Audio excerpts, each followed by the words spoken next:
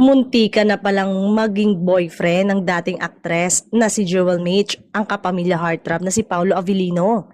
Ito ang naging pasabog mismo ni Jewel nang mag-guest siya sa programang Fast Talk with Boy Abunda. Habang nagkikwento si Jewel tungkol sa kanyang starstruck journey, bigla niyang na-name drop ang pangalan ni Paolo na ayon sa kanya ay nanligaw at nagpakita ng tunay na intensyon sa kanya mula sa kanilang batch. Medyo ilan-ilan sa kanila yung nag-show ng interes, pero yung seryoso talaga was Paolo Avellino. Say ng starstruck ultimate sweetheart.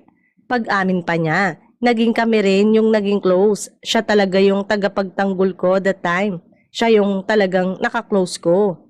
Nang tanongin naman si Jewel sa Fast Talk segment kung sinong aktor ang muntik na niyang maging boyfriend, walang keme-keme niyang binanggit ulit ang pangalan ni Paolo. Kung matatandaan, ang dalawa ay parehong naging parte ng Starstruck Season 4 kung saan si Jewel ang tinanghal na ultimate sweetheart. After noon ay dire-diretso na ang naging karera ng aktres sa showbiz.